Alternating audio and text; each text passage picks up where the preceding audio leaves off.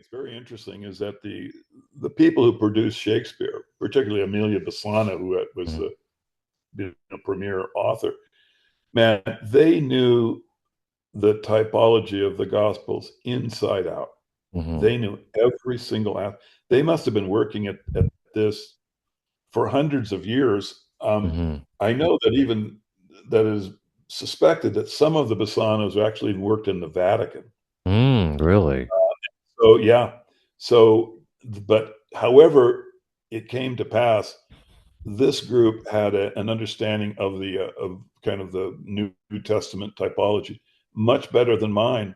It took me a long time to even Mhm. understand what they were talking about. So they must have been looking at this, I would imagine, for you know centuries. Yeah. Figure they really understood it. You can see like Jacopo Bassano has a painting, The Last Supper, and if you look at the elements on the table, you can see there are human body parts are being Mhm. represented. Mhm.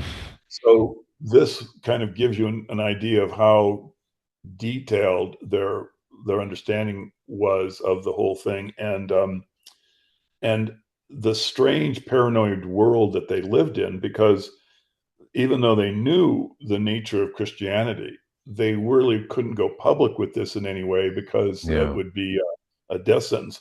The only example of this that I know of is Christopher Marlowe, Mhm. who had written a book which shows that the Gospels were the work of a man, probably I would suspect Josephus, um, particularly given that Marlowe was like in the Jew of Malta, talks about Titus and how that this was how Christianity came about. He actually makes some comments in it. Anyway, he wrote a book which has since disappeared, but he was executed, right, Mhm. Yeah. and by the Privy Council. So I think this was what was hanging over all of the, kind of the Marano world that was producing Shakespeare, is that they they were under the threat of death if they were found out to have these ideas. Christianity was a huge Mhm. political Yeah. powerhouse at that point, and they couldn't really be overt with their understanding. So anyway, so it's led to literature that's very cryptic, and as much as I would like to sit here and decode every single line so that people could understand, all of Shakespeare, all of Marlowe, or it's just I do my work to the extent that I find it's fun and something I like to do. Mhm. But I'm fortunate to have a very privileged kind of lifestyle and Mhm. position, and I just have other things I'd rather do with my time Yeah. than literary analysis. I mean, Mhm. Yeah. I'd rather go to Tahiti for 2 weeks and that stuff.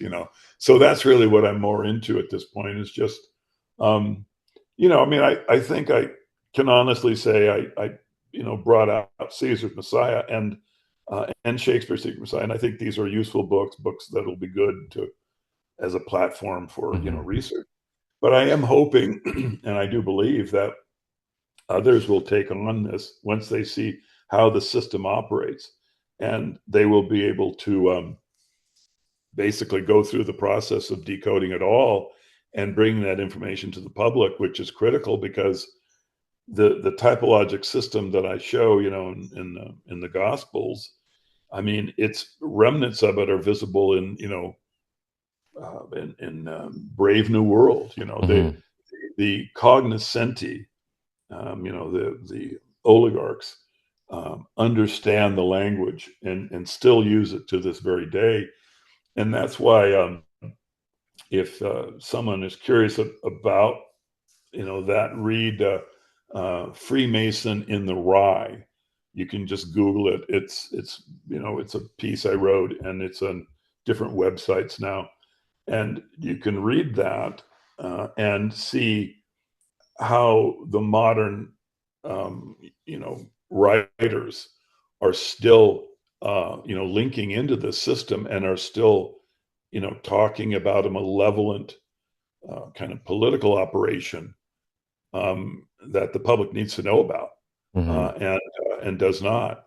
Um, I mean, so anyway, that would be what I would point out is that you know certainly my work is just a step, to understanding our literature, and others hopefully will come after me and go through the difficult work, Hmm. of decoding it all. I just have one